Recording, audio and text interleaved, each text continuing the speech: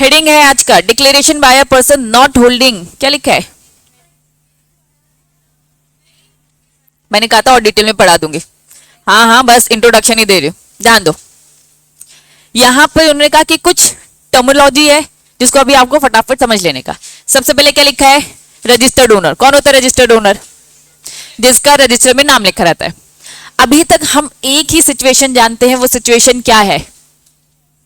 Depository का नाम लिखा रहता है एज अ रजिस्टर्ड मेंबर, और बाकी के सारे इन्वेस्टर, वो जनता एज अ बेनिफिशियल ओनर दिखती है।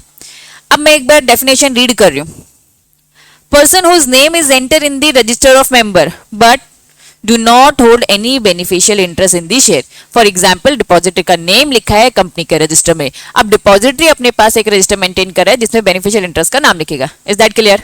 चलिए, ये तो अभी तक एक ही सिचुएशन है। अब कुछ नया सीखोगे। मान लो अंशिका है। अंशिका को शेयर्स खरीदने, अंशिका यहाँ पे अभी अवेलेबल नहीं है। उसने कहा कि दीदी मुझे इस कंपनी के शेयर्स किसी भी हालत में चाहिए, तो प्लीज आप मेरी हेल्प करो, इन शेयर्स को आप खरीद लो। मैं यहाँ पे अवेलेबल नहीं हूं, मैं अभी यहाँ पे अवेलेबल नहीं। अगर वो अवेलेबल होती तो खुद ही डायरेक्ट शेयर खरीद लेती है, लेकिन वो अभी नहीं है, इस कारण से उसने ये राइट किसको दे दिया? मुझे। ठीक है, अब शेयर्स खरीदने में मैं ही सब कुछ अपने डॉक्यूमेंट लगा रही हूं, क्योंकि इसके डॉक्यूमेंट से काम नहीं चल रहा ना। अगर इसके डॉक्यूमेंट से काम चल जाता, सारे काम हो जाते, तो कोई दिक्कत ही नहीं थी।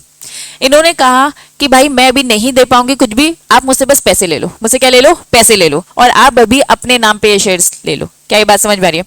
मैं कंपनी के शेयर्स खरीदती हूं, रजिस्टर में किसका नाम आएगा? मेरा। सारी डॉक्यूमेंटेशन मेरे हुए, तो अब मैं क्या कहलाऊंगी? Registered owner. लेकिन क्या पैसे मेरे लगे? क्या नहीं, पैसे किसके लगे? अंशिका के। तो beneficial owner means a person जिसके पास बेनिफिशियल इंटरेस्ट है लेकिन उसका नाम रजिस्टर में एंटर नहीं है। तो अब कंपनी की नजरों में तो भाई मैं ही ओनर दिख रही हूं, तो कंपनी कहेगी मुझे सपना तो आने नहीं वाला है, प्लीज आप क्या दोगे? डिक्लेरेशन। क्या दोगे? डिक्लेरेशन। ये डिक्लेरेशन दोनों देगी, रजिस्टर मेंबर भी डिक्लेरेशन देगा और बेनिफिशियल ओनर भी डिक्लेरेशन देगा। रजिस्टर ओनर डिक्लेरेशन देगा कि मैं इस कंपनी में एज अ रजिस्टर ओनर जो दिख रहा हूं, एक्चुअल में मैं ओनर नहीं हूं, इसका मालिक कोई और है, उसका मालिक अंशिका है, उसकी डिटेलिंग दे दूंगी। अब अंशिका भी अपनी तरफ से एक डिक्लेरेशन देगी कि यही बंदा जो आपको रजिस्टर ओनर दिख रहा है, इसका एक्चुअल में मालिक कौन है? मैं हूं। तो इन शॉर्ट डिक्लेरेशन देना पड़ता है। इसलिए अब हेडिंग देखो, हेडिंग में क्या लिखा है? Declaration by the persons. Declaration दिया जा रहा है, कौन दे रहा है? Not holding the beneficial interest in any shares. तो अब दोनों डिक्लेरेशन देंगे, कौन देगा? रजिस्टर्ड भी और बेनिफिशियल भी। रजिस्टर्ड ओनर और बेनिफिशियल ओनर भी डिक्लेरेशन देंगे। तो अभी जो हम सेक्शन पढ़ रहे, that was section number 89। Section number कौन सा पढ़ रहे हैं? 89। पहले मुझे बताओ कॉन्सेप्ट समझ में आया? तो सेक्शन नंबर 89 का सब सेक्शन 1 क्या बोलता है कि अगर कोई भी पर्सन है जो as a registered owner company के नाम पे रजिस्टर्ड हो गया है और वो एक्चुअल मालिक नहीं है, तो ये उसकी ऑब्लिगेटरी है, उसके ऊपर रिस्पॉन्सिबिलिटी है कि कंपनी को इन्फॉर्म करे। क्या इन्फॉर्म करे? कि मैं रजिस्टर्ड बस ओनर हूं, एक्चुअल मालिक मैं नहीं हूं। एक्चुअल मालिक कौन है? कोई और। तो declaration to a company specifying the name, नाम बताएगा, और other particulars of the person, पूरी डिटेलिंग बताएगा। ठीक है, एड्रेस वेड्रेस जो भी होता है, Aadhaar, PAN, hold the beneficial interest such share. क्या मुझे बताओ, ये पॉइंट समझ में आया? सेक्शन 89 का 1। 89 का 2 क्या बोल रहा है? यही सेम बात डिक्लेयर कौन करेगा? बेनिफिशियल भी। चलिए, ऑब्लिगेटरी है किस पे? भाई हमारे बेनिफिशियल ओनर में, कि डिक्लेरेशन देगा to a company specifying the nature of his interest, अपने बारे में बताएगा। Particulars of the person whose name share register in the books, ये बताएगा रजिस्टर किस मेंबर की मैं बात कर रहा हूं, कौन सा रजिस्टर मेंबर के बिहाफ में मैं बेनिफिशियल ओनर हूं। तो दोनों अपनी अपनी तरफ से डिक्लेरेशन देंगे। समझ में आ गया? रजिस्टर ओनर कौन होता है, बेनिफिशियल ओनर कौन होता है, समझ में आ गया? डिपॉजिटरी के थ्रू भी होता है, अदर देन भी डिपॉजिटरी हो सकता है। इन सिचुएशन में कंपनी ने साफ साफ बोल दिया है, लेकिन आपको हमें बताना पड़ेगा, क्योंकि जब तक आप हमें नहीं बताओगे तब तक तो पता ही नहीं चलेगा, तब तक तो हमें पता ही चलने वाला नहीं है। इसलिए आपकी रिस्पॉन्सिबिलिटी हमें बताने की। ठीक, चलिए अब नेक्स्ट हेडिंग क्या लिखा है? मान लो बेनिफिशियल इंटरेस्ट अंशिका इसे क्या करना चाहती है, किसी और को देना चाहती है, तो बेनिफिशियल इंटरेस्ट क्या कर रहा है? चेंज कर रहा है। तो इन्होंने कहा कि भाई अगर कोई भी चेंज हो रहा है, एनी चेंज, तो बेनिफिशियल ओनर ये भी डिक्लेयर करेगा, शेल मेक डिक्लेरेशन। कितने दिन के अंदर? With in 30 days. 30 डेज कहां से? फ्रॉम द चेंज, जिस दिन वो देने का सोच रही है। तो ये भी बात आपको प्रिस्क्राइब फॉर्म के थ्रू बताना पड़ेगा। चेंज का समझ में आया? सेम बातें इन्होंने क्या बोल दिया है, कुछ नहीं, सीजी ने क्या लिखा है, make rules providing manner holding disclosing beneficial interest, कुछ नहीं, सीजी ने क्या बोल दिया, सीजी जो भी एक्स्ट्रा बातें बोलेगा वो सारी आप चीजें कर लेना। अभी बेसिक बेसिक समझ में आया। नेक्स्ट हेडिंग बताओ क्या लिखा है, हमने डिक्लेयर नहीं किया, बाद में कभी किसी सोर्स से पता चला, हो सकता नहीं अपने आप को छुपा रहा हो, अंशिका छुपा भी तो सकती है, बहाने मार के मैं अवेलेबल हूं आप खरीद लो, है ना, ये कंट्रोल नहीं दिखाना चाहती, ये भी तो हो सकता है। तो अगर हमें बाद में कभी पता चलता है, नहीं पता चला तो कोई पेनल्टी नहीं है, पता चलता है कि आपको डिक्लेरेशन देना चाहिए था क्योंकि एक्चुअली बेनिफिशियल ओनर कोई और था, तो इन दैट केस आपको क्या लगेगी, पेनल्टी। पेनल्टी का कंटेंट आप एक बार अंदर से रीड कर लेना। नेक्स्ट हेडिंग बताओ क्या लिखा है, पहले मुझे बताओ क्या रजिस्टर्ड मेंबर ने कंपनी को बताया, क्या बस उसके बताने से काम चल जाएगा क्या, नहीं, दोनों दोनों के बीच में एंड है, रजिस्टर्ड मेंबर भी बताएगा और बेनिफिशियल ओनर भी। अब कंपनी को पता है तो कंपनी आगे चल के किसको बताएगी, आरओसी को, तो एक रिटर्न फाइल की जाएगी, किसको फाइल की जाएगी, आरओसी को। कौन करेगा, कंपनी। कंपनी कब करेगी, जब हम उन्हें बताएंगे, तो जब भी हम उन्हें बताएंगे वहां से गिवन ड्यूरेशन के बाद उसे आरओसी को इन्फॉर्म करने का, ठीक है। चलिए, ऑब्लिगेटरी है किसके ऊपर, कंपनी के ऊपर, कि भाई डिक्लेरेशन दे किसको, इन दी रजिस्टर में जो भी उसने किया है विद इन 30 डेज। 30 डेज कहां से, जब भी वो रिसिप्ट हुआ उसे डिक्लेरेशन, किसको, आरओसी को, रिटर्न के फॉर्म में। यहां तक चीज क्लियर है। एक बॉक्स है, हाँ बेटा, नेक्स्ट ये क्या लिखा है, IFSC public company, IFSC private company, इनके लिए 30 डेज की जगह क्या है, 60 डेज है, सिंपल। नेक्स्ट हेडिंग देखो क्या लिखा है, किसकी पेनल्टी, आरओसी को बताना था, कंपनी को नहीं बताया तो क्या लग जाएगी, पेनल्टी। अंदर की डिटेलिंग पढ़ लेना, यहां तक चीज क्लियर है। फटाफट, सबसे पहले हमने पढ़ा, सब सेक्शन क्या पढ़ा, 89 का 1, ऊपर तो डेफिनेशन दे रखे थे, 89 का 1 क्या बोलता है, रजिस्टर्ड ओनर को डिक्लेरेशन देना है, कौन किसको दे रहा है, रजिस्टर्ड ओनर कंपनी को दे रहा है, क्लियर है। चलो फिर 89 का 2 क्या बोलता है, बेनिफिशियल ओनर भी कंपनी को बताएगा। 3 क्या बोलता है, अगर कुछ भी चेंज होता है ये भी इन्फॉर्म करने का। चलिए, 4 नहीं दे रखा है, 4 दे रखा है, यहाँ है, सीजी चाहे तो और जो भी प्रोसीजर बोलेगी वो फॉलो करना है, ये तो चिल्लर पॉइंट है इसलिए हेडिंग भी नहीं दी। नेक्स्ट 89 का 5 क्या बोलता है, पेनल्टी अगर आपने डिक्लेरेशन नहीं दिया। फिर 6 क्या बोलता है, आरओसी को भी इन्फॉर्म करो। 7 क्या बोलता है, नहीं इन्फॉर्म किया हो तो पेनल्टी। यहां तक चीज क्लियर है। चलिए अब आते हैं 89 के 8 में, रीड कर रही हूं, अब यहां से हेडिंग नहीं है। इन्होंने कहा कोई भी राइट नहीं है, no right, no right, declaration is required था, डिक्लेरेशन रिक्वायर्ड था, किसको डिक्लेरेशन रिक्वायर्ड था, दोनों को, मुझे भी देना था, अंशिका भी देना, रजिस्टर मेंबर बेनिफिशियल ओनर दोनों को देना था। यहां तक चीज क्लियर है। But not made beneficial owner, beneficial ने डिक्लेरेशन नहीं दिया, तो कोई भी राइट, वापस कोई भी राइट एनफोर्स नहीं किया जाएगा बाय हिम या फिर any person claiming through him जब तक आप डिक्लेरेशन नहीं दोगे। अगर हमें पता चल जाता है कि ऐसे ऐसी बातें हैं तो आपको लगता है कि आपको कोई राइट्स मिलेंगे, किसी भी टाइप के आपको राइट्स मिलने वाले नहीं है अगर आपने डिक्लेरेशन नहीं दिया है तो। रजिस्टर मेंबर ने दे दिया, बेनिफिशियल ओनर दे ही नहीं रहा है, कंपनी वेट कर रही है, कंपनी को इन्फॉर्मेशन तो मिल गई है, क्या इन्फॉर्मेशन मिल चुकी है कि रजिस्टर मेंबर ने दे दिया, अब कंपनी किसका वेट कर रही है, बेनिफिशियल ओनर भी एक बार दे दे। अगर ये बेनिफिशियल ओनर ही नालायक है, not made any beneficial owner कोई भी डिक्लेरेशन, तो in that case beneficial owner को क्या कोई भी राइट मिलने वाला है क्या, नहीं है, और उल्टा पेनल्टी अलग लग जाएगी। क्लियर है, पक्का। चले अब पढ़ रहे कौन सा, 89 का 9। इन्होंने देखो पूरा बेयर दे रखा है, ठीक है, कभी कभी देते हो कभी कभी नहीं देते, यहां दे रखा है। 89 का 9 क्या बोलता है, nothing this section shall be deemed to be prejudice. Prejudice word का मतलब हार्मफुल, नहीं माना जाएगा कि obligation of the company pay dividend to its member. Company को डिविडेंड किसको देना चाहिए,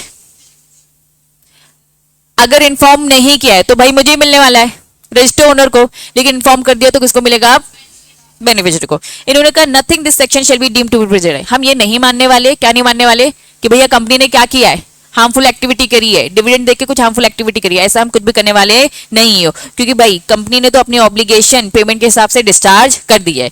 अगर मेरा नाम लिखा है तो मुझे मिलेगा, रजिस्टर ओनर को। अगर मेरा नहीं लिखा हो, मैंने इन्फॉर्म कर दिया, उसने भी डिक्लेरेशन दे दिया, तो किसको मिलेगा, अंशिका को। लेकिन अगर उसने डिक्लेरेशन नहीं दिया तो ऊपर ही हमने पढ़ लिया था कि उसे कोई भी बेनिफिट मिलने वाले नहीं है, तो कंपनी ने कुछ गलत नहीं किया, कंपनी अपने अकॉर्डिंग सारी चीजें सही कर रही है। क्लियर है।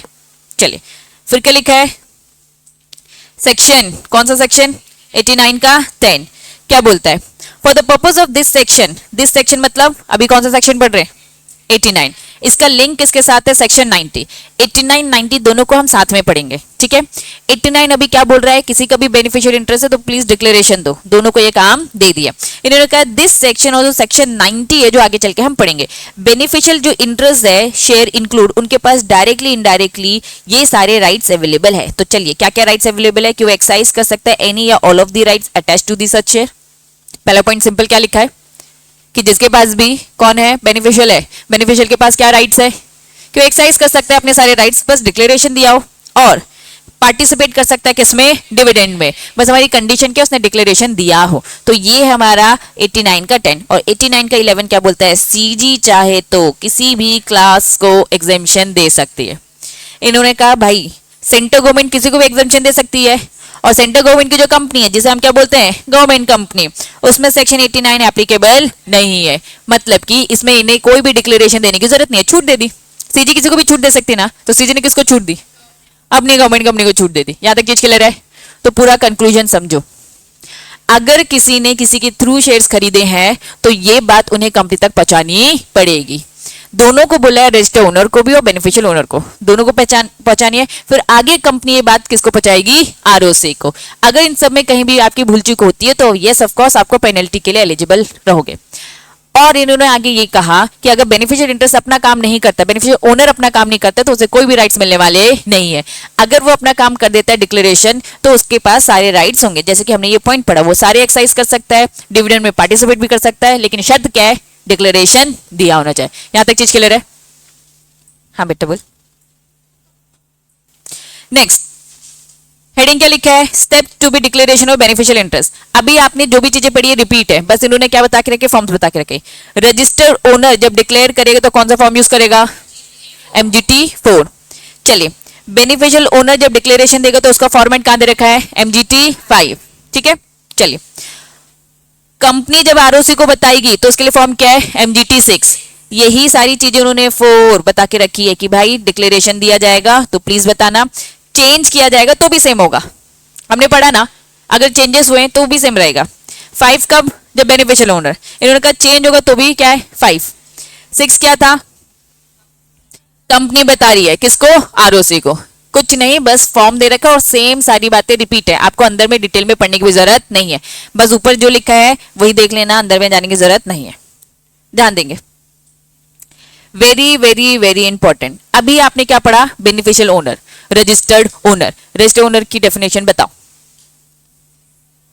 जिसका नाम रजिस्टर में है और उसके पास कोई भी बेनिफिशियल इंटरेस्ट नहीं है, नेगेटिव भी लिखना। बेनिफिशियल ओनर कौन है? जिसका नाम रजिस्टर में नहीं है और उसके पास बेनिफिशियल इंटरेस्ट है। पूरी डेफिनेशन पॉजिटिव नेगेटिव बताने का। अब यहां पे सिंगल बेनिफिशियल ओनर लिखा है क्या? Significant, significant beneficial owner. हो सकता है ये जो बेनिफिशियल ओनर है ये जानबूझकर छुपा रहा है अपना स्टेटस। ठीक है, हमने पढ़ा था ना सीजी के पास पावर भी है इन्वेस्टिगेट करने की, है ना। चलो अंजिका जानबूझ के छुपा रही है, इसके पास सिग्निफिकेंट बेनिफिशियल ओनर है, मतलब ये इनडायरेक्टली हमारी कंपनी को क्या कर रही है? इनडायरेक्टली कंट्रोल कर रही है। वापस वापस वापस, ये इनडायरेक्टली बेनिफिशियल इंटरेस्ट बनकर यहां क्या कर रही है? कंट्रोल कर रही है। तो भाई ये बात भी हमारी कंपनी को पता होना चाहिए। तो अब हेडिंग क्या लिखा है? हम सिग्निफिकेंट बेनिफिशियल ओनर पढ़ने वाले इन कंपनी। हमारा कौन सा सेक्शन चल रहा है अब? 90। 89 90 साथ में पढ़ते हैं। 89 सिंपल बेनिफिशियल ओनर की बात करता है और 90 किसकी बात करता है? सिग्निफिकेंट। तो चलिए इसका सबसे पहला वाला जो सबसेक्शन है very very very important, read करेंगे। द एक्ट प्रोवाइड, एक एक लाइन इंपॉर्टेंट है। एवरी इंडिविजुअल, कोई भी इंडिविजुअल हु एक्टिंग अलोन, अकेला, कोई भी इंडिविजुअल अकेला या फिर दुकेला, है ना, टुगेदर, थ्रू, उसके साथ जो दूसरा है वो एक है या एक से ज्यादा है, कोई पर्सन है या फिर किसी ट्रस्ट के साथ मिलकर, इंक्लूडिंग वो ट्रस्ट और वो पर्सन रेसिडेंट आउटसाइड इंडिया, मतलब वो इनसाइड इंडिया की बात करें और आउटसाइड इंडिया, किसी के साथ मिली भगत हो सकती है। ठीक है, hold beneficial interest, beneficial interest hold कर रहा है, लेकिन हम उसे सिग्निफिकेंट तब बोलेंगे जब वो नॉट लेस देन 25% और सच अदर पर्सन, जो भी क्या लिखा है? प्रिस्क्राइब्ड। क्या यहां तक बात समझ में आ रही है? जो भी उन्होंने लिखा, दो बातें लिखी है। सिग्निफिकेंट बेनिफिशियल ओनर हमारी नजरों में वो है जिसके पास कितने परसेंट है? 25% है बेनिफिशियल इंटरेस्ट का। लेकिन फिर क्या लिखा है? और जो भी प्रिस्क्राइब्ड है। प्रिस्क्राइब्ड दे रखा है, जो भी प्रिस्क्राइब्ड है प्रिस्क्रिप्शन दे रखा है। प्रिस्क्रिप्शन हमेशा कहाँ बताया जाता है? रूल्स में। प्रिस्क्राइब किसने कर रखा है? सीजी ने। सीजी प्रिस्क्राइब करके कहाँ बताती है? रूल में। तो चलो क्या इसका प्रिस्क्रिप्शन पढ़ना है? हाँ बेटा पढ़ना है, इंपॉर्टेंट है। चलिए, जो प्रिस्क्राइब्ड है प्रिस्क्रिप्शन के हिसाब से सिग्निफिकेंट बेनिफिशियल ओनर कौन है? आओ रीड करें। टू अ रिपोर्टिंग कंपनी, अब ये क्या अजीब अजीब से वर्ड कह रहे हैं इन्होंने कहा, ये डेफिनेशन पढ़ने से पहले आपको डेफिनेशंस में जाना चाहिए और यहाँ पे कुछ वर्ड्स दिए हैं उसे रीड करना चाहिए। चलिए फटाफट कुछ कुछ वर्ड्स जो दे रखे हैं उनको फटाफट समझ लेते हैं ताकि जब हम डेफिनेशन रीड करें तो आपको समझ में आ जाए। सबसे पहला क्या लिखा है? एक्टिंग टुगेदर मीन्स, ये तो समझ में आ गया कि भैया लोगों के साथ मिलकर कर रहा है, ठीक है, तो ये लिखा उन्होंने डिटेल में। शेयर मतलब ये आप समझते हो, ठीक है। हमने बोला आउटसाइड इंडिया, तो इन्होंने कहा भाई हम यहाँ पे इन सबको भी कवर कर लेंगे, डीडीआर को भी कवर कर लेंगे, देन कन्वर्टेबल डिबेंचर्स इनको भी कर लेंगे। रिपोर्टिंग कंपनी, रिपोर्टिंग कंपनी कौन? अभी मुझे बताओ। बेनिफिशियल ओनर किसी को डिक्लेयर कर रहा था, रजिस्टर्ड ओनर किसी को डिक्लेयर कर रहा था सेक्शन 89 में, तो रिपोर्टिंग कंपनी वो कंपनी है जिसे हमने रिपोर्ट किया और वो भी आगे चल के किसको रिपोर्ट करेगी? आरओसी को। तो रिपोर्टिंग कंपनी वो कंपनी जिसमें हम बेनिफिशियल ओनर और रजिस्टर्ड ओनर है। अब जहां कहीं भी रिपोर्टिंग कंपनी आएगा समझ में आ जाएगा। पार्टनरशिप एंटिटी कहीं भी आएगा तो इनका मतलब पार्टनरशिप फर्म से है जो as per Indian partnership act है, और एलएलपी से भी है जो एलएलपी एक्ट के अकॉर्डिंग है, दोनों से मतलब है। चलिए, जहां कहीं भी मेजॉरिटी स्टेक आएगा, मेजॉरिटी स्टेक से मतलब क्या है? होल्ड कर रखा है मोर देन वन हाफ, मतलब 51 बोलू। Holding more than one half मतलब क्या बोलू? 51 बोलू। चलिए, क्या होल्ड करके रखा है? इक्विटी। क्या होल्ड करके रखा है? Voting right. दोनों में डिफरेंस समझ में आ रहा है? आधे से ज्यादा इक्विटी है या फिर आधे से ज्यादा इक्विटी नहीं, आपके पास क्या है? वोटिंग राइट्स है। चलिए, हैविंग राइट टू रिसीव या फिर पार्टिसिपेट मोर देन क्या लिखा है? हाफ, मतलब 51% क्या कर रहे हो? डिस्ट्रीब्यूट डिविडेंड इसे मिलता है। क्या ये बात समझ में आ रही है? कहीं भी मेजॉरिटी स्टेक वर्ड आएगा तो क्या ये डेफिनेशन क्लिक होनी चाहिए, क्योंकि वहां पे बस लिखा होगा मेजॉरिटी स्टेक, मतलब क्या है? आधे से ज्यादा है इक्विटी, आधे से ज्यादा वोट है, और लास्ट वाला पॉइंट क्या है? आधे से ज्यादा आपको डिविडेंड मिलता है। क्लियर है? चलिए, अगर सिग्निफिकेंट इन्फ्लुएंस वर्ड आता है तो इसका मतलब क्या है? पार्टिसिपेट करे डायरेक्टली इनडायरेक्टली किसमें? Financial and operating policy decision, मतलब फाइनेंस से रिलेटेड और ऑपरेशन से रिलेटेड जो भी डिसीजन आएंगे पॉलिसी के, इसको पूछा जाएगा ऑफ द रिपोर्टिंग कंपनी के। बट क्या लिखा है? वो कंट्रोल नहीं कर रहा है, याद रखना, वो ज्वाइंट कंट्रोल में नहीं है पॉलिसीज बना, मतलब वो कंट्रोल नहीं कर रहा है, इन्फ्लुएंस कर रहा है, मतलब उसका अच्छा खासा पोर्शन है, लेकिन वो क्या नहीं कर रहा है? कंट्रोल करने की पावर में नहीं है। कंट्रोल मतलब क्या होता है? 50% आ जाता है ना, मोर देन 50%। अभी हमने सिग्निफिकेंट बेनिफिशियल ओनर पढ़ा, सिग्निफिकेंट मतलब क्या? 50% है क्या? 25%, मतलब अच्छा खासा रखते हो आप अपना इंपॉर्टेंस। सिग्निफिकेंट मतलब क्या? इंपॉर्टेंट हो। तो सिग्निफिकेंट इन्फ्लुएंस मतलब आपके डिसीजन से लोग इन्फ्लुएंस होते हैं लेकिन आप कंट्रोल नहीं करो, इनडायरेक्टली आप इन्फ्लुएंस करो। यहां तक समझ में आ गया? तो ये कुछ डेफिनेशन थी जो हमने पहले पढ़ ली, डेफिनेशन समझ ली। चलिए, सेक्शन 90 का 1 हमने रीड किया। सेक्शन 90 का 1 क्या बोलता है? इंडिविजुअल। एक इंडिविजुअल है मतलब एक इंसान है, या तो अकेला या तो किसी के साथ मिलकर। वो कोई भी पर्सन के साथ मिल सकता है या फिर किसी भी ट्रस्ट के साथ। वो पर्सन ट्रस्ट इंडिया में भी हो सकता है, इंडिया के बाहर भी हो सकता है। बेनिफिशियल इंटरेस्ट रखता है, कितना रखता है? 25%, या फिर जो भी प्रिस्क्राइब्ड है। अब मैं आपको प्रिस्क्राइब बताने वाली हूँ। मतलब एक बात तो हमें समझ में आ गई, किसी के पास भी 25% का अगर है बेनिफिशियल इंटरेस्ट, वो हमारे नजर में क्या है? सिग्निफिकेंट। ये अभी एक बात पता चली है। चलिए, प्रिस्क्राइब में सीजी ने भी प्रिस्क्रिप्शन दे दिया। उन्होंने बोला भाई समझो अच्छे से, in relation to reporting company means individual, जो भी अभी हमने सब सेक्शन सेक्शन 90 में जो हमने 1 में पढ़ा, अलोन टुगेदर थ्रू वन और मोर पर्सन ट्रस्ट पोजेशन, ये सारी चीज पढ़ी, पोजेस करके रखा है वन और मोर फॉलोइंग राइट। तो मतलब इसमें इंपॉर्टेंट क्या है समझना, ये वही इंडिविजुअल जो अभी हमने सबसेक्शन 1 में पढ़ा है, वही इंडिविजुअल की बात करें, उसके पास क्या है? अगर ये राइट्स है इन सच रिपोर्टिंग कंपनी, तो वो हमारे लिए क्या है? सिग्निफिकेंट बेनिफिशियल ओनर है। वापस हमारे हिसाब से सिग्निफिकेंट बेनिफिशियल ओनर वो है जिसके पास 25% है, प्लस प्रिस्क्रिप्शन दे रखा है सीजी ने, वो सब भी हैं जिनके पास ये सारे राइट्स है। तो चलिए देखते हैं क्या क्या राइट्स है। होल्ड इनडायरेक्टली और together with any direct holding, समझना। होल्ड करके रखा है, अंशिका का एग्जांपल ले रही हूं, अंशिका ने होल्ड करके रखा है। कैसे होल्ड करके रखा है? इनडायरेक्टली, या फिर किसी के साथ विथ एनी डायरेक्ट होल्डिंग, मतलब जिनके साथ वो मिलकर कर रहा है उनके पास क्या है? डायरेक्ट होल्डिंग है। बात समझ में आ रही है? समझ लो वो दिशा और प्रशंसा के साथ मिलकर कर रही है, लेकिन इनकी होल्डिंग क्या है, डायरेक्ट, और इसकी होल्डिंग क्या है, इनडायरेक्ट। उसका इनडायरेक्ट है, या तो किसी और के साथ मिलकर, वो डायरेक्ट होल्डिंग के साथ मिलकर कितना होल्ड कर रही है, मतलब मिनिमम 10%, मिनिमम 10% ऑफ शेयर, मतलब इक्विटी की बात हो रही है।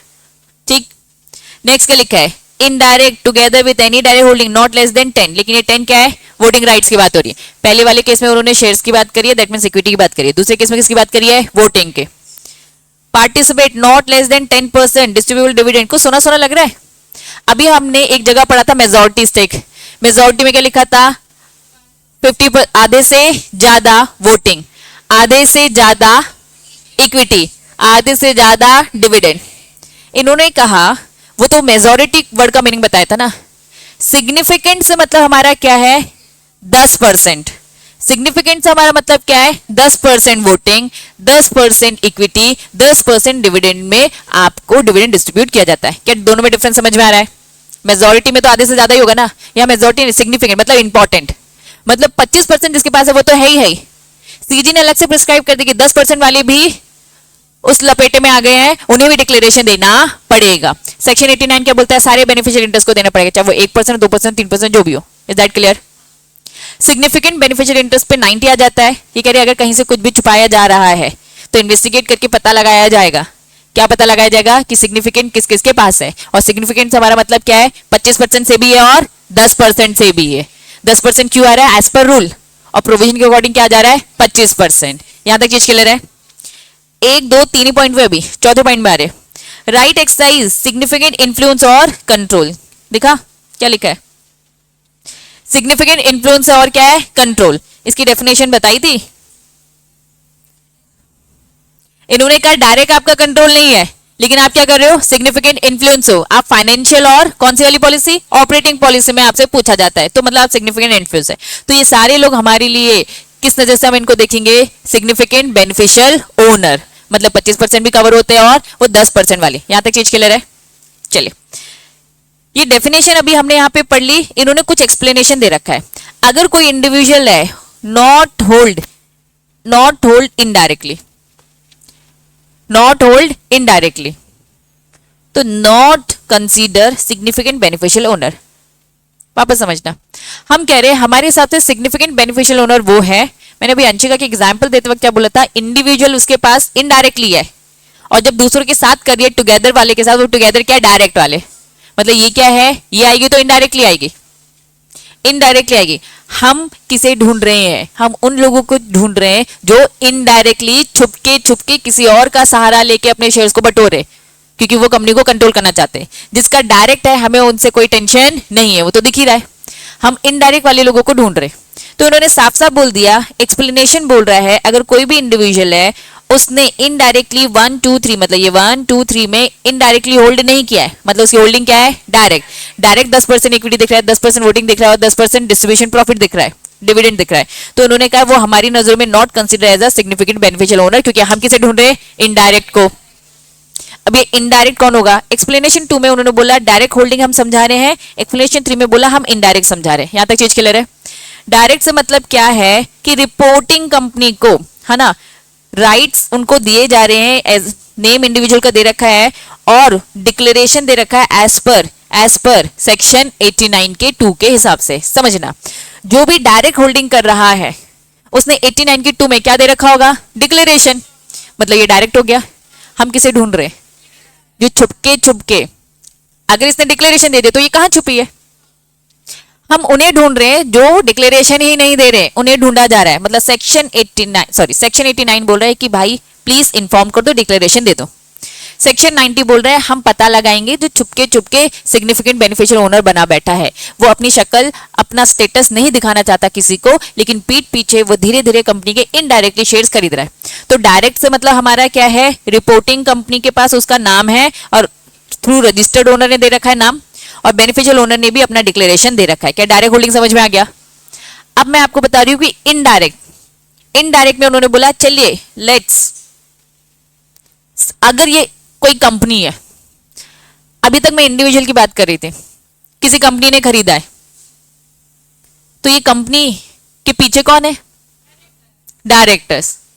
Body corporate where a member is the reporting company is the body corporate. Company का मेंबर कौन है? कंपनी का मेंबर कौन है? दूसरी कंपनी. लेकिन हम नोटिस क्या कर रहे हैं कि भाई इसमें इंडिविजुअल ने क्या ले रखा है? मेजॉरिटी स्टेक मतलब क्या है? आधे से ज्यादा. समझना आप. एक आईटेक्स कंपनी है, वो रिलायंस कंपनी में पैसा लगा रही है. ठीक है, आईटेक्स कंपनी ने रिलायंस कंपनी में पैसा लगाया, लेकिन आईटेक्स कंपनी को हमने घूर घूर कर देखा कि इसमें जो डायरेक्टर्स हैं वो क्या लेके बैठे हैं? शेयर होल्डर है, मेंबर्स हैं, उन्होंने क्या लिखा है? Majority stake. मतलब हमारा 50% से ज्यादा स्टेक है किसमें? आईटेक्स में. ठीक है, फिर आईटेक्स के नाम से हमने क्या खरीद रखा है? रिलायंस कंपनी के शेयर्स. तो हम जो डायरेक्टर मेंबर थे जिनका इन्वेस्टमेंट किसमें था? आईटेक्स में. आईटेक्स का पैसा किस में लगा है? रिलायंस में. तो रिलायंस कंपनी के लिए हम क्या हो जाएंगे? हम डायरेक्टर मेंबर्स क्या हो जाएंगे? इनडायरेक्ट हो जाएंगे. बात समझ में आई? कंपनी ने अपना डिक्लेरेशन दे दिया है, लेकिन भैया उसके पीछे भी कौन छुपा है? हम छुपे. तो ये कह रहे हैं हम उन लोगों को ढूंढ रहे जो बहुत ज्यादा लंबी चेन बना के घूम रहे. क्या समझ में आया? चलो, नहीं आया थोड़ी देर में फिर से आऊंगी. मेजॉरिटी स्टेक अल्टीमेट या फिर होल्डिंग सब्सिडरी कंपनी समझते हैं? होल्डिंग कंपनी का स्टेक है. आईटेक्स की एक होल्डिंग कंपनी आ गई, उसका स्टेक. तो इन शॉर्ट समझो पूरी स्टोरी वापस से. सेक्शन 89 बोलता है हम बात कर रहे हैं दो लोगों की, रजिस्टर्ड ओनर और बेनिफिशियल ओनर. दोनों को डिक्लेरेशन देना है. किसको? कंपनी को. उस कंपनी को हम क्या बोलेंगे? Reporting company. अगर किसी ने डिक्लेरेशन दे दिया है, वो डायरेक्ट होल्डिंग में आ गया, दैट्स इट. अब तो टेंशन ही नहीं है ना, उसने तो हमेशा से बता दिया है. सेक्शन 90 बोल रहा है हम पता लगाएंगे कुछ सिग्निफिकेंट बेनिफिशियल ओनर घूम रहे हैं. तो हमारे लिए पहले हमने डेफिनेशन बता दी सेक्शन 90 के सबसेक्शन 1 में. क्या बताया? कि हमारे लिए कौन है? जिसके पास 25% है वो हमारे लिए सिग्निफिकेंट है. ठीक है, और वो है जो प्रिस्क्राइब्ड है. प्रिस्क्राइब में हमने क्या क्या बोल दिया? 10% इक्विटी, 10% वोटिंग, 10% डिस्ट्रीब्यूशन प्रॉफिट और सिग्निफिकेंट इन्फ्लुएंस. समझ में आया? ये सब प्रिस्क्राइब तरीके से बेनिफिशियल बनते हैं सिग्निफिकेंट वाले. क्लियर है? अब इनको लेकर उन्होंने क्या बोल दिया? उसमें भी दो टाइप है, डायरेक्ट भी दिखेंगे और इनडायरेक्ट. जिसने डायरेक्ट डिक्लेरेशन दे दिया है वो हमारे लिए सेक्शन 89 में कवर हो गए, हमें उनकी कोई टेंशन नहीं है. हम ढूंढ किसे रहे हैं? जिसने इनडायरेक्ट है. ये इनडायरेक्ट कौन होंगे? ऑब्वियसली जिन्होंने खुद से शेयर्स नहीं खरीदे, बीच में कोई आर्टिफिशियल बॉडी आई है, वो सब इनडायरेक्ट होंगे. वो आर्टिफिशियल बॉडी क्या है? कंपनी. सबसे पहले उन्होंने बोला बॉडी कॉर्पोरेट. वो आर्टिफिशियल बॉडी क्या है? एचयूएफ. वो आर्टिफिशियल बॉडी क्या है? पार्टनरशिप. वो आर्टिफिशियल क्या है? ट्रस्ट को बना दिया. या फिर क्या लिख दिया? Pool investment vehicle member. इसको बताऊंगी, ये कलेक्टिव इन्वेस्टमेंट स्कीम. जिन लोगों ने सिक्योरिटी लॉ पढ़ा उनको ज्यादा पता है. ठीक है, फिर उन्होंने एक्सप्लेनेशन दिया. अब मुझे बताओ, इनडायरेक्ट समझ में आया? अब इस कंपनी में पैसा किसका लगा है? कंपनी में पैसा मेजॉरिटी स्टेक किसका है? मेंबर का. इस एचयूएफ में ये सारे काम कौन कर रहा है? कर्ता के थ्रू. पार्टनरशिप मेंबर की अगर बात करें, दिमाग में क्वेश्चन नहीं आ रहा? Partnership firm. लेकिन एक्सेप्शन क्या है? हम सेक्शन 8 कंपनी को लेकर बात कर रहे हैं, लेकिन वो रजिस्टर्ड होना चाहिए पड़ा था, तो सेक्शन 8 कंपनी में एप्लीकेबल है. कभी भी वो सिचुएशन भी आ सकती है ना, लॉ में तो सारी बातें लिखी होंगी. ठीक है, अगर आप किसी को सामने लाकर अगर शेयर्स खरीदे, दैट मींस आप इनडायरेक्टली कर रहे हो, तो आपको भी डिक्लेरेशन देना चाहिए जो आप दे नहीं रहे हो. तभी तो हम पकड़ने आए आपको. क्या ये बात समझ में आई? पक्का? ये सारी चीजें इनडायरेक्ट बताई उन्होंने बताई. अब वापस आ रही हूं मैं. कहां आ रही हूं? सेक्शन 90 के सबसेक्शन 1. अब मुझे बताओ, थोड़ा ऊपर से समझ में आया कि चल क्या रहा है? गवर्नमेंट कंपनी में सेक्शन 90 एप्लीकेबल नहीं है. रूल 2 ये सारी चीजें पढ़ ली. अब फटाफट आपके पास एक ऐप है कंपनीज एक्ट का, फटाफट निकालो. सेक्शन 89 मिला. हेडिंग बस रीड करो. 89 में क्या लिखा है? Declaration in respect of beneficial interest any share. मतलब शेयर होल्डर खुद से डिक्लेरेशन दे रहा है. जो खुद से डिक्लेरेशन दे रहा है तो भाई उसके लिए सेक्शन 89 है. 90 की हेडिंग पढ़ो. Investigation of the beneficial owner of share in certain case. कुछ केसेस में तो इन्वेस्टिगेशन करना पड़ता है. क्यों पड़ रहा है? क्योंकि ये लोग बता नहीं रहे हैं, हम पता कर रहे हैं इनके बारे में. जिसने डिक्लेरेशन दिया वो डायरेक्ट आ गया 89 में, जिसने नहीं दिया उसकी इन्वेस्टिगेशन. आपकी बुक ने ये हेडिंग नहीं दिया, इसलिए तुम लोग को कंफ्यूजन हो रही है. समझ में आया? अब मुझे बताओ, इसकी हेडिंग से समझ में आया? चलिए अब मैं 90 में घुस रही हूँ. 89 तो क्लियर है, उसकी पूरी डिटेलिंग हमने पढ़ ली. 89 का 1 2 3 4 पूरे 11 तक पढ़ लिया. आ जाए 90 में चल रहे. इन्वेस्टिगेशन आपको पता चल गया. पहला वाला सेम पॉइंट है 90 का 1, आपकी बुक में भी था, कुछ भी अलग नहीं था. 2 रीड कर रही हूँ. Every company shall maintain a resistor of interest declared by the individual under subsection 1. हम उनको पकड़ेंगे और क्या कहेंगे, आपको डिक्लेरेशन देना चाहिए। तो अब जब डिक्लेरेशन दिया जाएगा उनका अलग से एक रजिस्टर मेंटेन होगा। याद करो जब ये चैप्टर स्टार्ट किया था तो हमने देखा था कि बहुत सारे रजिस्टर मेंटेन करने पड़ते हैं, इक्विटी, प्रेफरेंस, अलग क्लास के, डिबेंचर, सबके ना। तो इसका भी आपको एक अलग से मेंटेन करने पड़ेगा, ये सब बेनिफिशियल ओनर है। तो yes, every company shall maintain register, ठीक है, interest declare by the dividend, जो भी वन में पड़ा। अगर चेंज होगा तो वो भी बता दो, इंक्लूड आप क्या क्या लिखोगे, इंडिविजुअल का नाम लिखोगे, date of birth, address detail वगैरह वगैरह। सेकंड समझ में आ गया, 90 का 1 समझ में आया, 90 का 2 समझ में आया, 90 का 3। रजिस्टर मेंटेन जो है सब सेक्शन 2 में ओपन करना पड़ेगा इंस्पेक्शन के लिए। किसके लिए, by any member of a company, लेकिन इनसे क्या ले लेना, पैसे ले लेना, ठीक है। पैसे कितने ले लेना, वहां हमने कुछ और पढ़ता है, यहाँ प्रिस्क्राइब लिखा है, क्लिक करो प्रिस्क्राइब में, बताओ कितना, कभी भी 50 से ज्यादा नहीं। जनरल रूल ही होता है ज्यादातर इंस्पेक्शन में 50, कॉपी वॉपी लेने के लिए 10 रुपए से ज्यादा नहीं पर पेज, ठीक है। चलो समझ में आ गया, बढ़ू, अभी तक कोई दिक्कत नहीं है ना। चलिए fourth point, every company shall file return.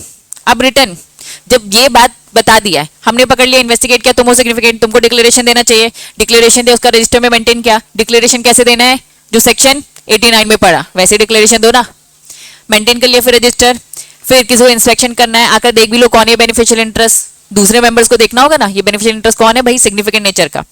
Fourth point बोलता है every company file return significant beneficial owner of the company change, किसको, रजिस्ट्रार को, पूरी डिटेलिंग भेज देने का। यहां तक कोई दिक्कत। 4 का A, every company shall take necessary step identify individual who is significant owner in relation to company, require him to comply with the provision of this section. क्या बोल रहा है, कंपनी को पकड़ना है, आइडेंटिफाई करना है, वो सारे वो काम करेगी जो भी उसे पता लगाने के लिए जरूरी है। Fifth point very very very important, read करियो।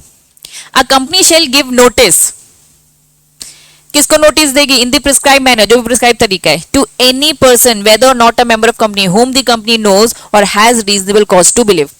कंपनी को पता चल गया कौन सिग्निफिकेंट है बेनिफिशियल ओनर, या फिर उनके पास पुख्ता सबूत है कि कौन है, उन सबको क्या दे दिया जाएगा, नोटिस। बच्चों मैं ये क्यों इससे पढ़ा रही हूँ, आपकी बुक में भी है, लेकिन आपकी बुक में सेकेंड साइज नहीं दिया है। अभी आगे पेजेस पलटोगे तो आपको लिखा होगा कि 90 का 5 ये बोल रहा है, 90 का 6 ये बोल रहा है, तो यहाँ पे मैंने पढ़ा लिया तो इनडायरेक्टली वो कवर हो रहा है, ठीक है। तो 90 का 5 इंपॉर्टेंट है। कंपनी नोटिस देगी, किसको नोटिस देगी, जिसका उसने पता लगा लिया है। रीड करो किसको, पहला A point B point C दिख रहा है, ए पॉइंट रीड करो, to the significant beneficial owner of the company, direct उसको नोटिस दिया कि तुम सिग्निफिकेंट बेनिफिशियल ओनर हो, हमें पता चल गया है, ठीक, उसी को नोटिस देगा। दूसरा, या फिर उसको नहीं पता चला है लेकिन हम एक बंदे को जानते हैं जो हमें उसका पता बता देगा। इट इज लाइक का बच्चा, मर्डर पता चल गया ना तो डायरेक्ट मर्डर को जाकर पकड़ लो। मर्डर नहीं पता है लेकिन हमें मालूम है कि उस मर्डर करते टाइम पर कोई था जिसने देखा था, उसको पकड़ लो, वो बता देगा, वो हमें वहां तक पहुंचाएगा। तो नोटिस दे रही है कंपनी। कंपनी नोटिस या तो सिग्निफिकेंट बेनिफिशियल ओनर को दे रही है, बी पॉइंट, या फिर उस बंदे को दे रही है जो जानता है। तो रीड कर लो, to having knowledge of the identity of the significant owner, ठीक है। तीसरा, टू हैव बीन, या फिर डायरेक्ट सिग्निफिकेंट बेनिफिशियल ओनर को दे रही है, ठीक है, of a company at any time during, पिछले 3 सालों में देखा गया था कि वो क्या है, सिग्निफिकेंट है और उसने अपना रजिस्ट्रेशन डिक्लेरेशन नहीं दिया। क्या ये 3 पॉइंट समझ में आए। नोटिस 3 टाइप के लोगों को दिया जा रहा है, जो है डायरेक्ट उसको, जिसको पता है उसको दो ताकि वो बता दे, नोटिस जाएगा बता, रिप्लाई देगा या फिर प्रेजेंट होगा फिजिकली। तीसरा, डायरेक्ट सिग्निफिकेंट बेनिफिशियल जो पिछले 3 सालों में, यहां तक चीज क्लियर है, पक्का। 6 point, the information required by the notice, अभी 5 वाले पॉइंट में हमने पढ़ा नोटिस दिया, सबका रिप्लाई आएगा। हम तो बोल रहे, कंपनी तो बोली नहीं तुम ही हो, सामने वाला हाँ भी बोल सकता है और ना भी बोल सकता है। उसने जो भी रिप्लाई दिया कंपनी से खुश नहीं है। रीड करो 6 point, information required by the notice. अच्छा पहले ड्यूरेशन दे रखा है, ड्यूरेशन क्या दे रखा है, 30 दिन के अंदर रिप्लाई देने का। 7 बोलता है the company shall where the person fail to give the company information required by the notice, time period में नहीं दिया, टाइम पीरियड कितना था 30 डेज का, टाइम दिया ही नहीं क्योंकि वो डर गया होगा, अब वो भागने का प्लान कर रहा होगा, ठीक है। दूसरा, where the information given is not satisfactory, खुशी नहीं है, अभी भी झूठी बोल रहा है, वो ना लाइक सच बोलना ही नहीं चाह रहा है, ठीक है। तो इसमें ड्यूरेशन क्या दे रखा है, आपको अप्लाई करना है, कंपनी अप्लाई करेगी किसको, क्योंकि अब हमें उसे पकड़ना है और वो भागने की तैयारी कर रहा है मर्डर के केस में। चलो अभी शेयर में वापस आते हैं, ठीक है। वो शेयर होल्डर मना कर रहा है, मैंने। तो ट्रिब्यूनल को शिकायत की जाएगी कि भाई रिस्ट्रिक्शन लगा दो, उसको कोई बेनिफिशियल इंटरेस्ट अब मत देना, रोक देना। हो क्या रहा था, रजिस्टर ओनर को दिया जा रहा था और रजिस्टर ओनर पलटा दे रहा था उसको, तो अब रोक दिया जाएगा सारी चीजें, इसको कुछ नहीं मिलेगा। रीड करो पूरा पॉइंट, रीड करो बी वाला। कितने दिन के अंदर अप्लाई करेगा? 15 दिन। 15 दिन कहां से? नोटिस पीरियड खत्म। नोटिस पीरियड कब? 30 दिन का टाइम पीरियड खत्म। 15 दिन के अंदर ट्रिब्यूनल को अप्लाई किया जाएगा। और क्या बोला जाएगा? डायरेक्शन दो, subject to restriction with regard transfer of interest. कुछ भी उसको इंटरेस्ट मत देना, सस्पेंशन ऑफ सारे राइट्स को सस्पेंड कर दिए जाएंगे। क्या ये बात समझ में आ रही है? पक्का यहां तक क्लियर है? 8 में पहुंचो। और एनी एप्लीकेशन मेड, अभी 7 में एप्लीकेशन पड़ी, किसने किसको एप्लीकेशन दी? कंपनी ने ट्रिब्यूनल को एप्लीकेशन दी, रिस्ट्रिक्शन लगा दो। ठीक है, तो जो भी एप्लीकेशन दी गई ट्रिब्यूनल को में आफ्टर अपॉर्चुनिटी दी जाएगी दोनों को, कंपनी को भी और सामने वाले बंदे को भी जिसके हमने अभी रोका था। ठीक है, being heard to be parties such take order restrict the right, जो भी है विद इन, क्या लिखा है, 60 days of the receipt of the application make such order। Order करेगी उसके पास, ट्रिब्यूनल के पास कितना टाइम है? 60 दिन का। फटाफट सुने और निपटाए केस। 9 पॉइंट क्या बोलता है? कंपनी और person agree by the order. अब ट्रिब्यूनल ने क्या दिया? ऑर्डर दिया, या तो कंपनी के फेवर में दिया या तो सिग्निफिकेंट बेनिफिशियल ओनर जो मना कर रहा था, दोनों जो भी अग्रीव्ड है। तो दोनों को दोनों अगर अग्रीव्ड है, खुश नहीं है, दोनों में से कोई भी एक और लिखा है ना, तो ट्रिब्यूनल से अगर खुश नहीं है, मेक एप्लीकेशन, दोबारा ट्रिब्यूनल के पास जाएंगे और क्या बोलेंगे? पढ़ो। रिलैक्सेशन दिया जाएगा, लिफ्ट करने को बोला जाएगा। क्या? रिस्ट्रिक्शन। जो भी रिस्ट्रिक्शन उन्होंने लगाई थी उसको बोला जाएगा कि हम खुश नहीं है, प्लीज रिक्वेस्ट कर रहे हैं, हटा दो। फिर क्या लिखा है? प्रोवाइडेड नो सच एप्लीकेशन, ऐसी कोई भी एप्लीकेशन नहीं दी गई, किसके द्वारा? ना कंपनी के द्वारा और ना ही अग्री पार्टी के द्वारा। तो इन्होंने कहा तब भी इनके पास टाइम है, कितना टाइम है? 1 साल तक का टाइम है, जब भी वो ऑर्डर दिया वहां से, कि आप चाहे तो रिस्ट्रिक्शन को हटा सकते हैं। क्योंकि अब इन्वेस्टिगेशन डिटेल में चल रही है ना, रिस्ट्रिक्शन मतलब पता लगाया जा रहा है सच का। जिस टाइम पे शेयर्स खरीदे गए थे कि उस टाइम पे मेरे पास कुछ पैसे आए थे, क्या पैसे किस फॉर्म में आए थे?